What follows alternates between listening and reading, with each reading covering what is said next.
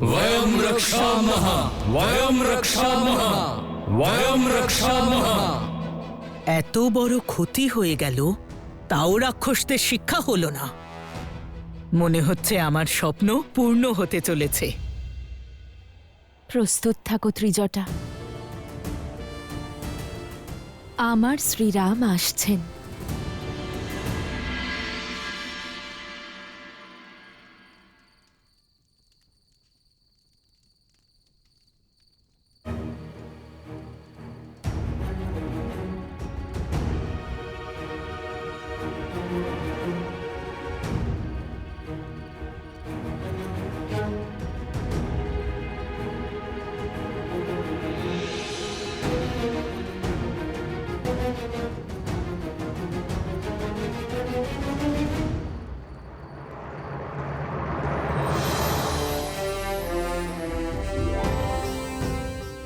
পিতাশ্রী,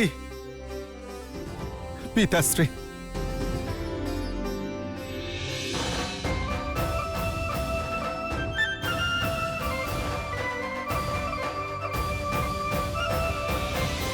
কেমন আছো আমার বীর পুত্র? প্রভু শ্রী রামচন্দ্রের সেবা করছি আমি। আর একজন প্রভুর সেবায় ভক্ত কেমন থাকতে পারে পিতাশ্রী? পরমানন্দে আছি। আপনি কেমন আছেন পিতাশ্রী? আর মাতা কেমন আছেন? সারাদিন কেবল একটি কথা হয় যে কবে আমাদের চঞ্চল হনুমান গৃহে ফিরে আসবে। এক মাতাকে রক্ষা করার দায়িত্ব পূর্ণ করে নি, তারপর আমি অন্য মাতার কাছে যাব পিতাশ্রী। আসুন পিতা, প্রভুর সাথে পরিচয় করাই, আসুন। প্রভু, ইনি আমার পিতাশ্রী। পরিচয় দেওয়ার প্রয়োজন নেই হনুমান। যার নেত্রে শৌর্য বিদ্যমান আর বাহুতে এত শক্তি, তিনি তোমার পিতায় বলাই বাহুল্য। প্রণাম সুমেরু নরেশ মহারাজ কেশরী। প্রণাম শ্রীরাম। পিতা তার পুত্রকে লক্ষ্য সাধনের পথ প্রদর্শন করে, কিন্তু আমার পুত্র আমাকে আমার লক্ষ্যের কাছে পৌঁছে দিল। ধন্য হলাম আমি। ধন্য তো আমি হয়েছি মহারাজ। হনুমানের উপস্থিতি আমার প্রিয় ভরতের অভাব পূরণ করে। ভরত সমভ্রাতা হনুমানকে পেয়ে এই উদ্দেশ্য এবং যুদ্ধ, তাকে ছাড়া সম্পূর্ণ হওয়া যে অসম্ভব। তাহলে আমাকেও আমার জীবন সার্থক করতে দিন, আমাকেও যুদ্ধে যোগদানের অনুমতি দিন শ্রীরাম। হনুমান আমার ভ্রাতা, সে অর্থে আপনি আমার পিতা মহারাজ দশরথের সমতুল্য। আর পিতা পুত্রের অনুমতি নেন না, পুত্রকে আদেশ করেন মহারাজ। আপনার আশীর্বাদ এবং সঙ্গ পেলে আমার মতো সৌভাগ্যবান আর কে হবে? আপনি এই যুদ্ধে সেনাপতি হয়ে আমাদের নেতৃত্ব দেবেন। না না প্রভু, বহু বছর হয়ে গেল যোদ্ধার মতো যুদ্ধ করিনি আমি। এই সুযোগ কেড়ে নেবেন না। শব্দ নয়, শস্ত্র হাতে নেওয়ার অনুমতি দিন শ্রীরাম। একজন সৈনিক হয়ে সেবা করতে চাই শ্রীরাম।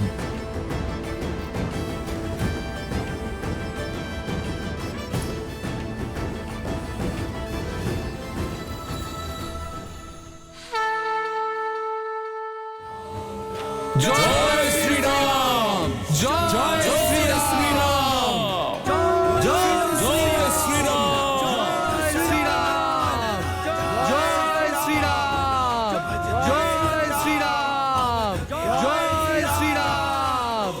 জয় শ্রীরাম, জয় শ্রীরাম, জয় শ্রীরাম, জয়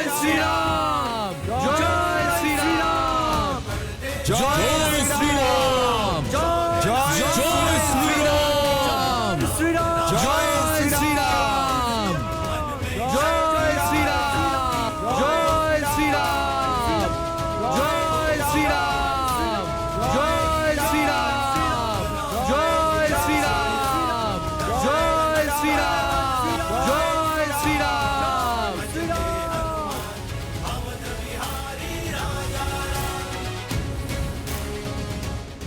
প্রস্তুত বীরগণ? প্রস্তুত, হ্যাঁ প্রস্তুত, হ্যাঁ প্রস্তুত, হ্যাঁ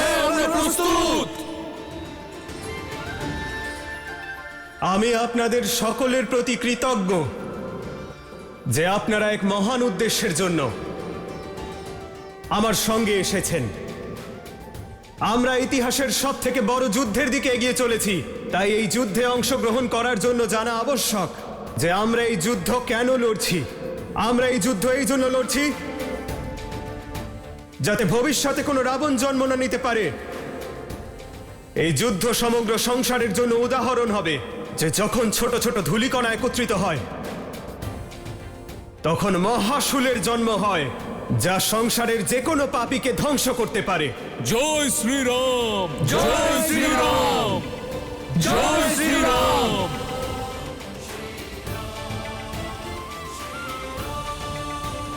জয় শ্রীরাম, জয় শ্রীরাম, জয় শ্রীরাম, জয় শ্রীরাম, জয় শ্রীরাম।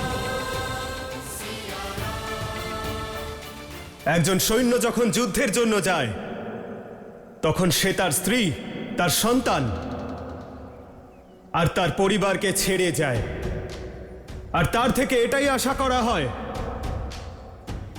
যে সে তার পরিবারের কথা মনে না রেখে যেন যুদ্ধ করে। আর তার পরিবারের থেকেও এটাই আশা করা হয় যে তারা যেন এটা আশাই না করে যে তাদের পিতা, পুত্র বা স্বামী ফিরে আসবেন। কিন্তু আমি আপনাদের প্রতি এমন কোনো আশা রাখছি না, কারণ আমি এই যুদ্ধ আমার পরিবারকে ফিরে পেতে করছি।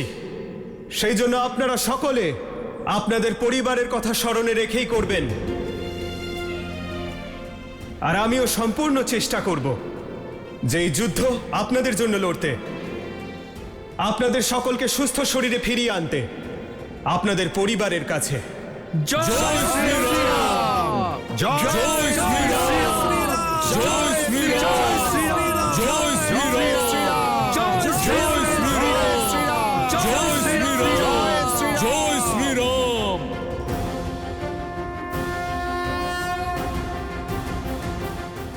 আপনারা সকলেই সর্বশ্রেষ্ঠ, সবকিছু করতেই সক্ষম। জল অগ্নিকে নিভিয়ে দিতে পারে, কিন্তু আপনাদের শক্তি কখনোই ক্ষীণ হতে পারে না। ওরা মেঘ হলে আমরা পবন। যদি ওই রাক্ষসেরা বান হয় তাহলে আমরা অগ্নি হব, আমরা ওদের পুড়িয়ে ভস্ম করে দেব। আমরা শীঘ্রই সাগর পার করে লঙ্কায় পৌঁছব আর ওই দুষ্ট রাক্ষসদের বিনাশ করতে আরম্ভ করব। প্রভু, রাবণ আর ওর সৈন্যদল মায়াবী। মায়ার সাহায্যে ওরা যেখানে খুশি যেতে পারে। আমাদের সতর্ক থাকতে হবে। আমরা আপনার আশীর্বাদ নিয়ে অগ্রসর হব।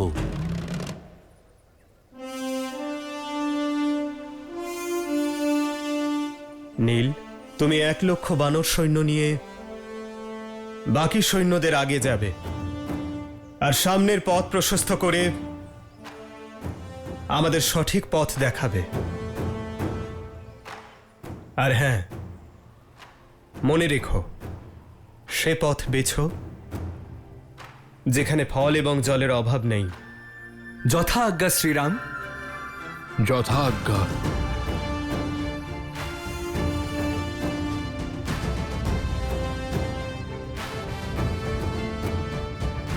মহাবলী বানররাজ কেশরী, আপনি দক্ষিণ দিক থেকে সৈন্যদের রক্ষা করবেন।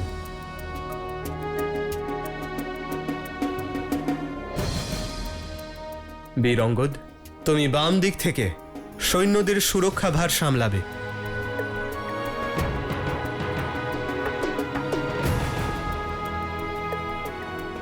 মহাবলী জাম্বুবান, আপনি বলবান এবং অভিজ্ঞ, আপনি পিছনে থাকবেন আর সতর্ক থাকবেন। যথা আজ্ঞা প্রভু শ্রীরাম। লক্ষণ, হনুমান আর বানররাজ সুগ্রীবের সঙ্গে আমি সৈন্যদের নেতৃত্ব প্রদান করব। শত্রুদের প্রথম আঘাত আমি সহ্য করব। জয় শ্রীরাম, জয় শ্রীরাম, জয় শ্রীরাম, জয় শ্রীরাম, জয় শ্রীরাম, জয় শ্রীরাম, জয় শ্রীরাম।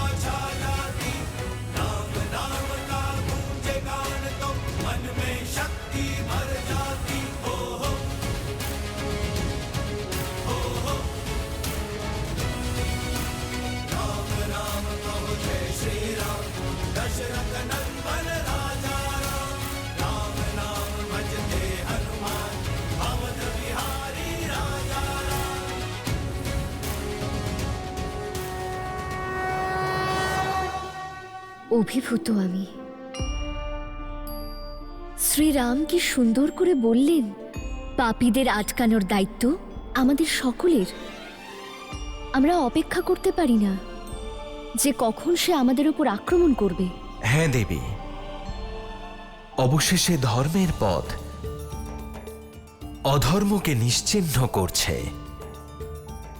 এই প্রয়াস শুধু দেবী সীতাকে উদ্ধারের জন্য নয়, বরং সমস্ত জগতের কল্যাণের জন্য। শ্রীরামের এই প্রয়াস এই সংসার চিরকাল মনে রাখবে। চিন্তা কেবলমাত্র সময়ের। সময়ের? হ্যাঁ দেবী, সময়ের। এই যুদ্ধে যা এক গুরুত্বপূর্ণ ভূমিকা পালন করছে। একদিকে যেখানে শ্রীরামকে সময় মতো সীতাকে মুক্ত করতে হবে, সেখানে অন্যদিকে 14 বছর পূর্ণ হলে অতি দ্রুত তাকে অযোধ্যায় পৌঁছতে হবে।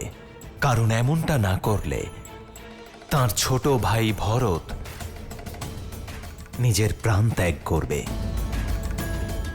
তাই বানর সেনা না থেমে নিরন্তর সামনে এগিয়ে চলেছে, আর শীঘ্রই সেখানে পৌঁছে গেছে যার নাম চিরকালের জন্য শ্রীরামের নামের সঙ্গে জুড়তে চলেছে, রামেশ্বরম তট।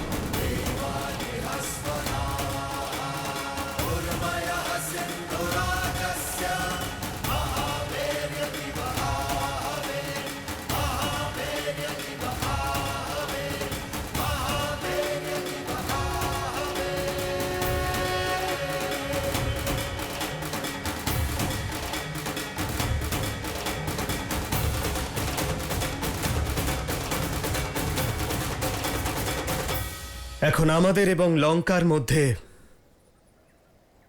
এই সমুদ্র রয়েছে। এটি পার করার উপায় বের করতে হবে। কিভাবে প্রভু? যত দূর চোখ যাচ্ছে কেবল জলই দেখতে পাচ্ছি। দূর দূরান্ত পর্যন্ত ধরিত্রীর কোনো চিহ্ন নেই। এত বড় সমুদ্র জল বাহনের মাধ্যমেই পার করা সম্ভব। 16 কোটি বানরের সৈন্যদল বানররাজ। এত নৌকা বানানোর জন্য কাঠ আনবেন কোথা থেকে? একের পর এক বন উজাড় হয়ে যাবে, আর তারপর এত সময়ও তো নেই আমাদের কাছে।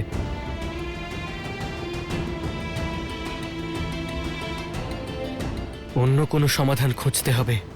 এ সামান্য সমস্যা নয় লক্ষণ, তাই প্রতিকারও সামান্য হবে না।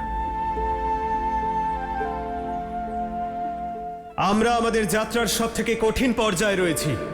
এই সমুদ্র আমাদের আহ্বান করছে, কিন্তু অধিক উৎসাহে উত্তেজিত হলে চলবে না। যতক্ষণ না সমুদ্র পেরোনোর উপায় বের হচ্ছে, আপনারা এখানেই বিশ্রাম করুন আর শান্ত হয়ে প্রতীক্ষা করুন।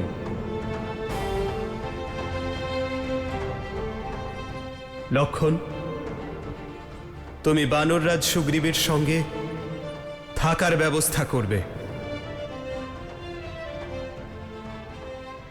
হনুমান, তুমি অঙ্গদ এবং নল নীলের সঙ্গে অন্যান্য ব্যবস্থা দেখবে।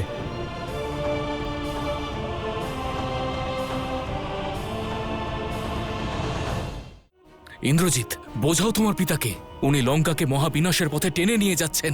যে নিজেই বিদ্রোহের পথে রয়েছে সে কখনো রাজাকে পথ দেখাতে পারেন না। এখন থেকে আপনি এই রাজ্য আর এই সভার অংশ নন।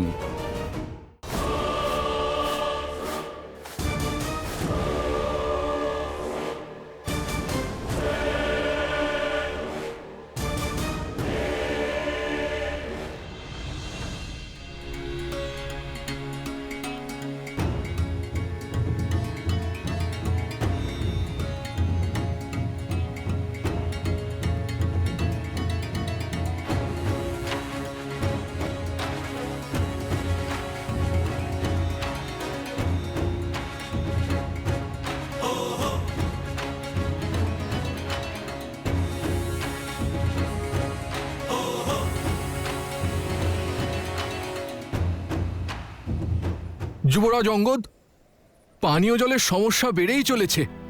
পানীয় জল যা সঙ্গে আনা হয়েছিল তা শেষ হতে চলেছে।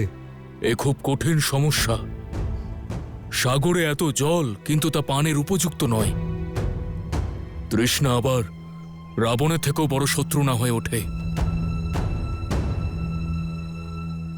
আরো কুয়ো খনন করতে হবে, নিশ্চয়ই মিষ্টি জল পাবো।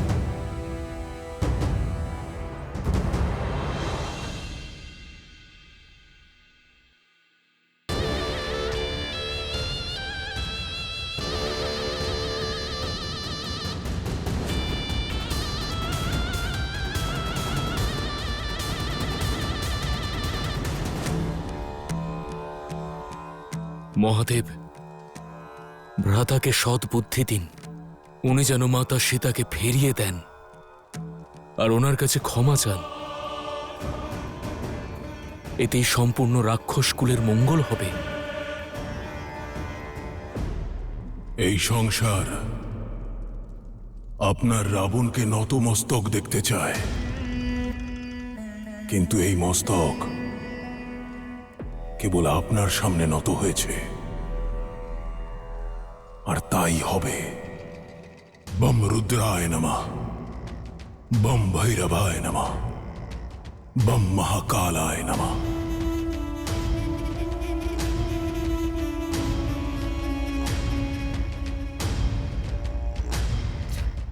ভ্রাতা, খবর পেলাম শ্রীরাম তার বিশাল বানর সেনা নিয়ে সমুদ্রের অপর প্রান্তে এসে পৌঁছেছেন।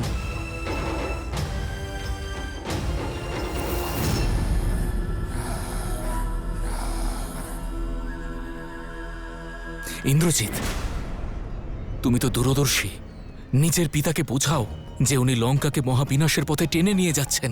যে নিজেই বিদ্রোহের পথে রয়েছে সে কখনো রাজাকে পথ দেখাতে পারেন না। এখন থেকে আপনি এই রাজ্য আর এই সভার অংশ নন, তাই সঠিক এটাই হবে। বিনা কারণে আপনি পরামর্শ দেবেন না।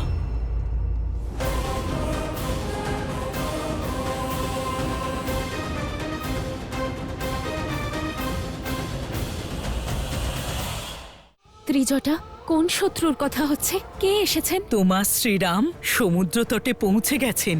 তুমি সত্যি বলছো? হ্যাঁ সীতা, তুমি অতি শীঘ্রই এই নরক থেকে মুক্তি পাবে। শ্রীরাম, আমি অপেক্ষা করছি।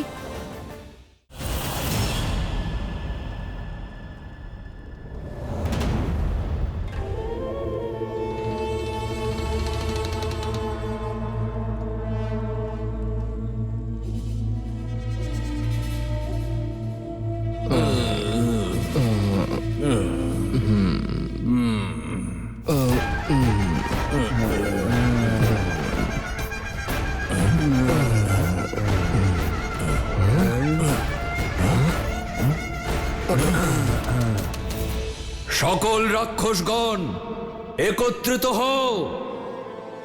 লঙ্কেশ সকলকে জানিয়েছেন শত্রু নিকটে রাজ্য সংকটে। চলো সবাই।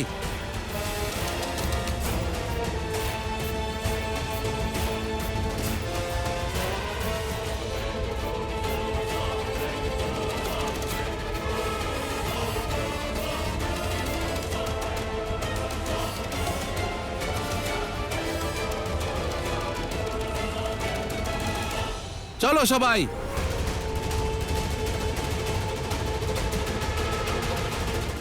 শত্রু নিকটে রাজ্য সংকটে, শত্রু নিকটে রাজ্য সংকটে, শত্রু নিকটে রাজ্য সংকটে।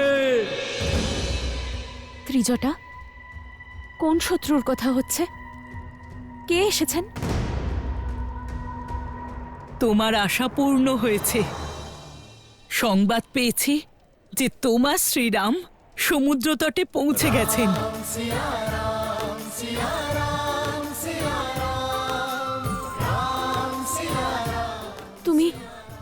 তুমি আমায় সান্ত্বনা দিচ্ছ না তো ত্রিজটা? সত্যি বলছো তুমি? হ্যাঁ সীতা, তোমার এই আশা আজ আমার বিশ্বাসে পরিণত হয়েছে। তুমি অতি শীঘ্রই এই নরক থেকে মুক্তি পাবে। শ্রীরাম, আমি আপনার অপেক্ষায় আছি।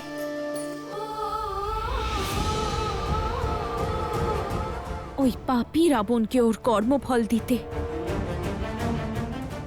শীঘ্র আসুন।